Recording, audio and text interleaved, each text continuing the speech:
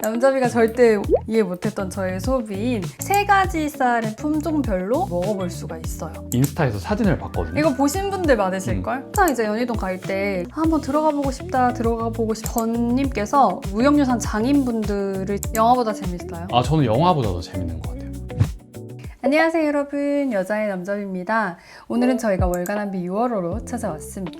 저희 부부의 소소한 근황으로는 요즘 커피도 좀 줄이고, 줄였다기보다는 저희 디카페인을 마시죠. 요새. 디카페인으로 커피를 완전 대체하고 맥주도 제로 맥주, 노알콜 맥주로 마시면서 생활이 굉장히 클린해졌습니다. 노알콜 맥주는 맛 없다는 편견이 있잖아요. 그래서 저희가 노알콜 맥주 처음에 이것저것 많이 마셔봤는데 결국 아사히께 진짜 맛있더라고요. 근데 이게 좀 번거로운 게 아직 국내에 공식으로 안 들어와가지고 직구를 해먹어서 굉장히 불편하긴 한데, 어디서 맛있다는 소리를 듣고 마셔봤는데 진짜 약간 맥주 같은 거예요. 그거를 마시기 시작했더니 다른 술, 맥주, 뭐 와인 거의 이런 것도 싹 끊어가지고, 그리고 커피도 저희가 좀 숙면을 취하고 싶어가지고 아예 디카페인으로 바꿔가지고 잠도 진짜 잘 자고 숙면의 질이 달라졌어요. 근데 이렇게 노알콜 디카페인으로 가는 게 나이 들었다는 증거일 수도 있어요. 근데 인생이 약간 좀 재미가 없긴 해요. 어디 가서 요즘 술도 안 마시고 밥만 먹고 하니까. 나는 예전에 카페인을 3잔씩 먹어서 잠을 잘 잤었다고. 나도요. 나이가 들었다는 증거라니까. 어쨌든 뭘 주섬주섬 하고 있는 거죠? 말해 빨리. 네, 첫 번째 카테고리는 이달의 소비입니다. 저희의 이달의 소비는 남자비가 절대 이해 못했던 저의 소비인 바로 우드 오브제입니다. 이 우드 오브제는 공간의 고급스러움을 더해주는 오브제인데, 그거 좀 내려주고 얘기해 줄래요?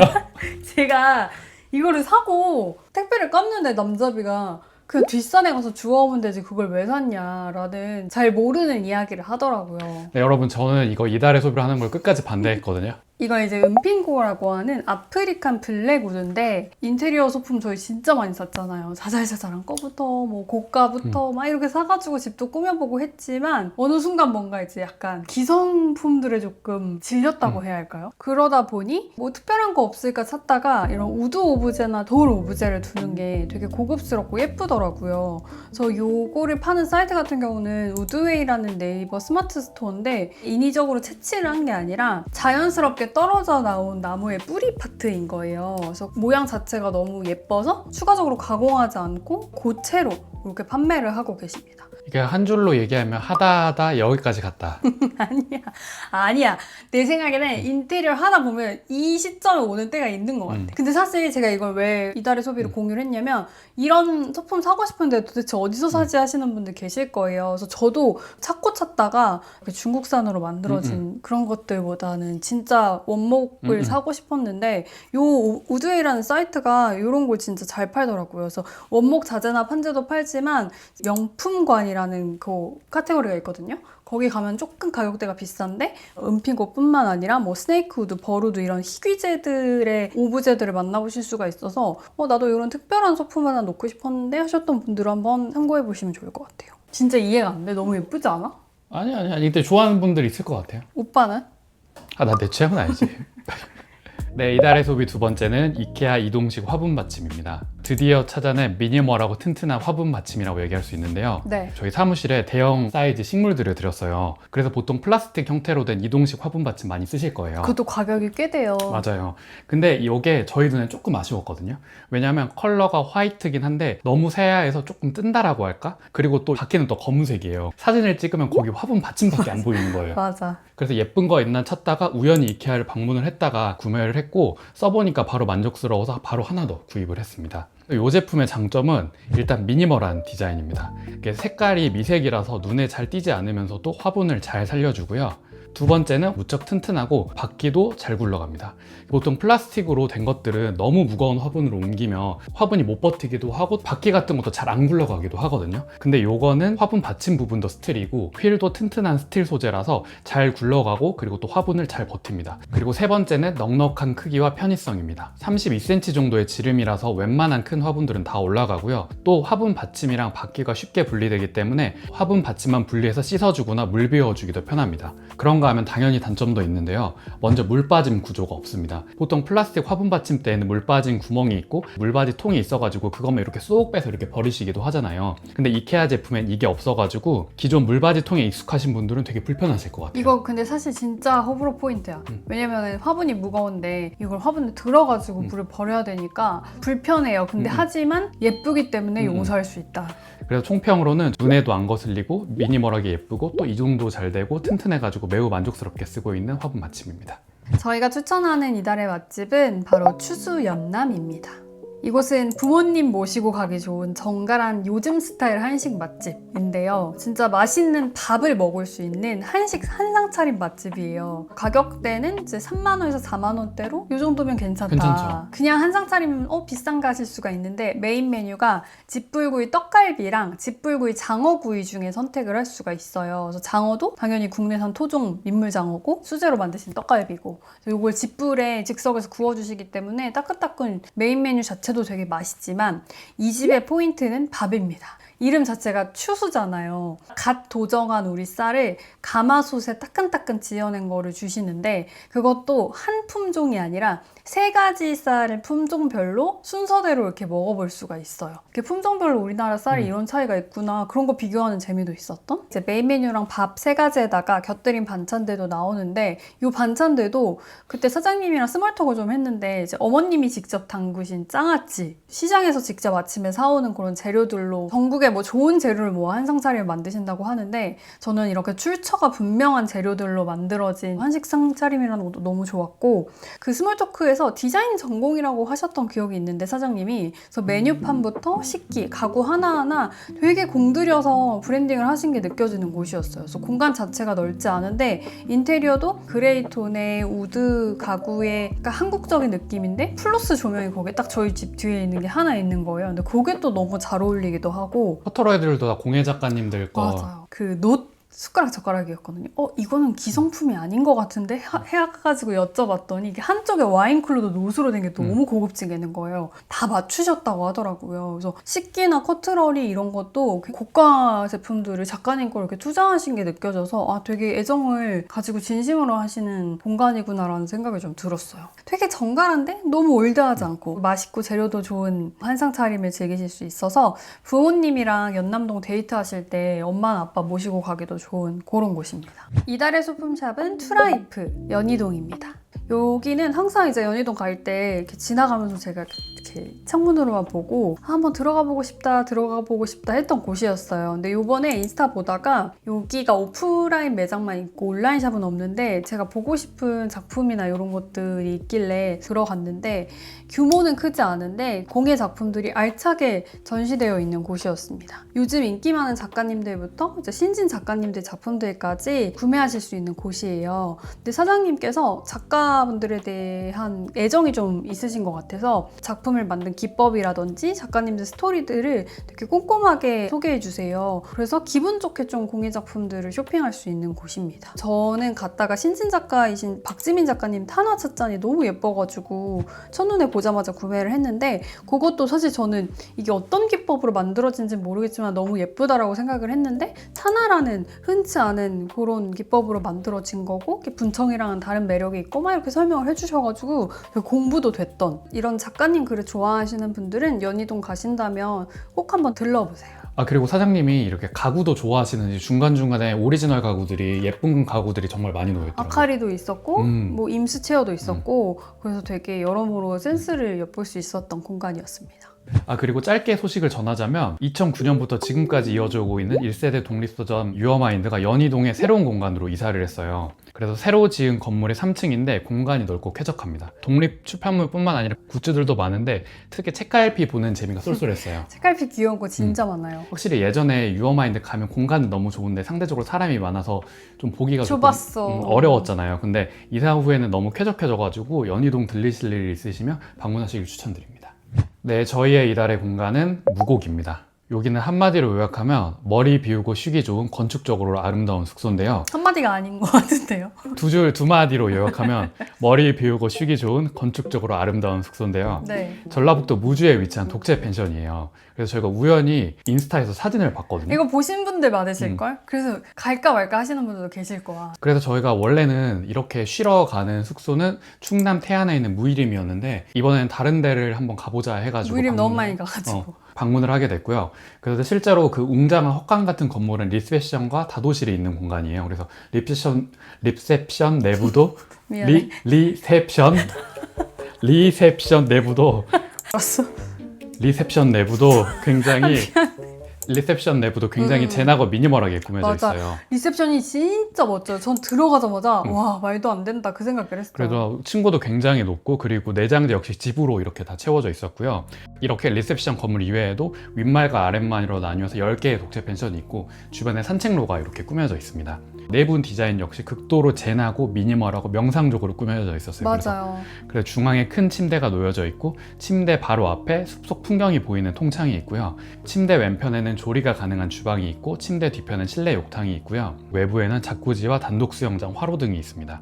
이렇게 디자인을 한 숙소는 처음 보는 것 같아요. 그래서 디자인을 신경 쓴 만큼 또 어메니티나 각종 집기, 가전들도 전부 세심하게 고른 좋은 물건들이더라고요. 저는 이렇게 모든 어메니티를 다 약간 고가이면서 하이엔드면서 감각을 보여줄 수 있는 걸로 채운 숙소는 여기가 처음이었어요. 어메니티도 이솝이었고 이거는 뭐 다른 데도 그럴 수 있어. 근데 컵 같은 것들도 작가님의 컵 다도 그 찻잔이 있었고 기기들도 발뮤다, 닌자도 있었고 모든 뭐다 냄비가 있어요. 다 스타우브. 스타우브가 있는 곳은 또 처음이었거든요. 심지어 제가 제일 여기 진짜 각 잡고 만들었구나 느꼈던 건 그 연필이랑 엽서를 하나 놓여져 있어요. 여행 와서 그런 편지를 좀 쓰라고. 근데 그 연필마저 블랙잉이었습니다. 그래서 제일 좋았던 건 굳이 바깥에 나가지 않아도 될 정도로 쉴 거리가 내부에 많았다는 거예요.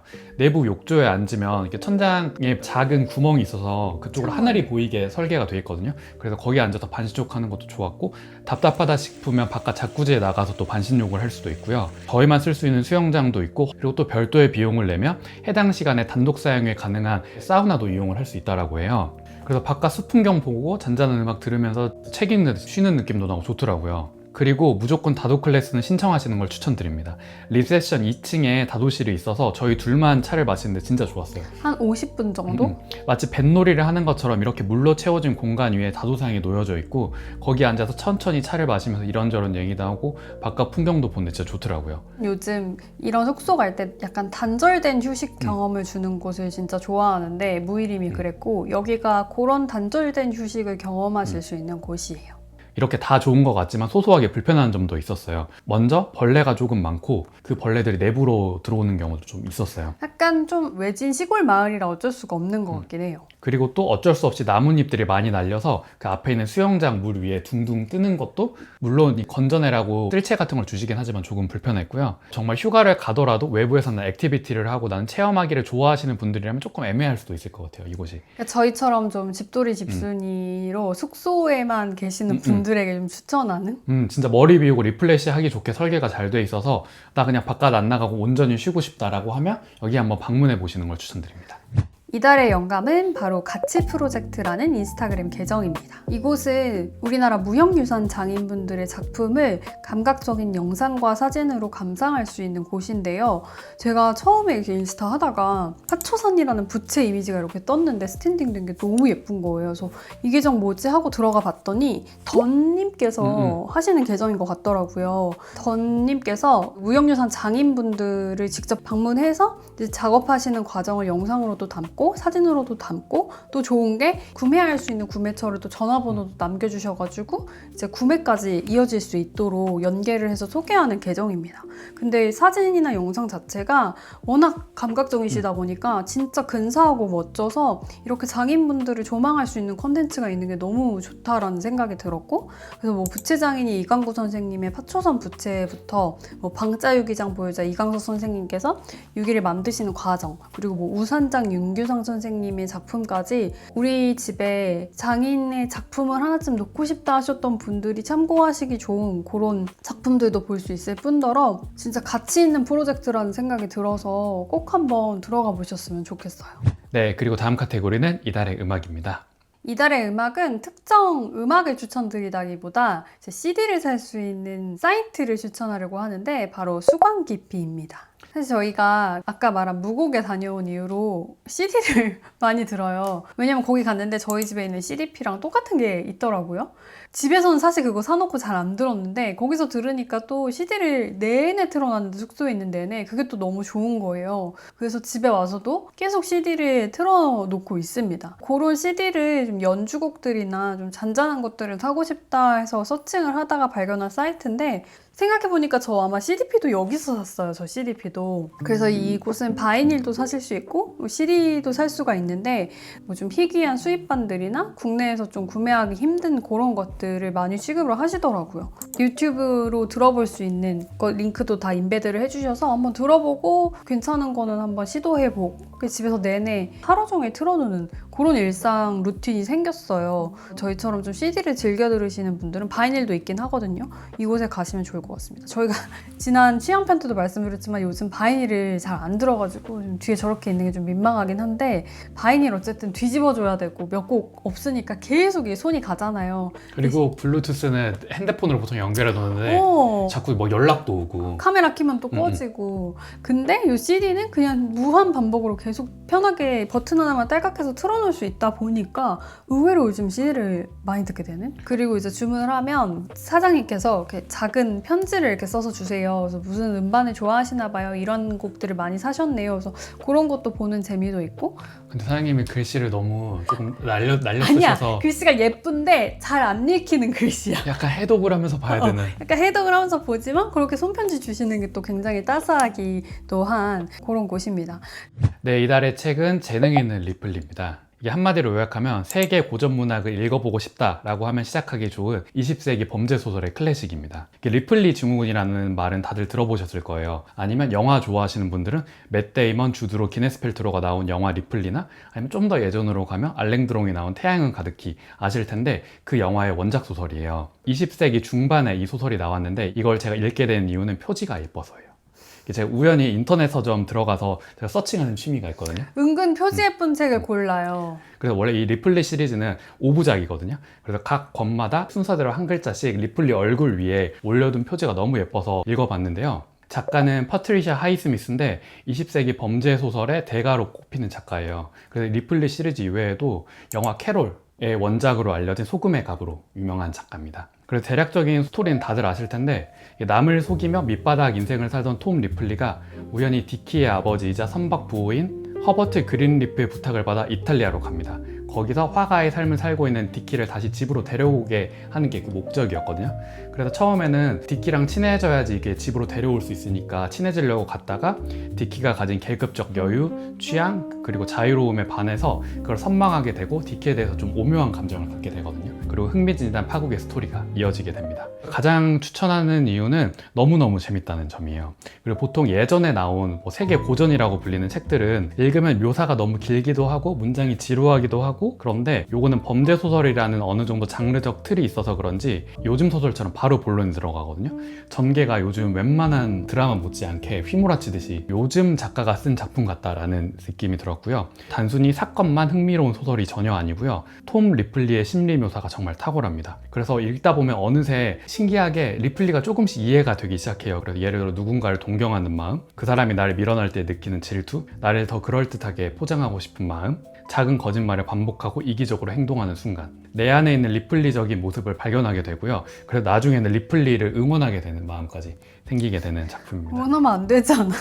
그런데 응원하게 돼요, 나중에는. 난 영화 보고는 그런 마음이 안 들어요. 근데 영화보다 소설을 읽으면 조금 더 인물에 대한 심리 묘사가 더 있을 수밖에 없으니까 조금 더 리플리가 이해가 되는 측면이 있어요. 그래서 요즘 세계 고전 문학을 읽어보고 싶은데 뭐부터 읽어야 되나 고민하시는 분들 많을 것 같아요. 사실 저는 이런 고전 작품들은 적응 기간이 필요하다고 생각하거든요. 카라마조프가의 형제들은 사실 사람 이름 외우다가 다 끝나잖아요. 그러다 포기하게 되잖아요. 그런데 이 재능 있는 리플리는 요즘 소설처럼 너무 재밌고 그렇다고 해서 깊이가 없는 것도 아니거든요. 300페이지 이내로 분량도 컴팩트하기 때문에 장르 소설적인 재미와 고전 문학의 깊이를 함께 갖춘 작품으로 이 재능 있는 리플리를 6월에 추천드립니다.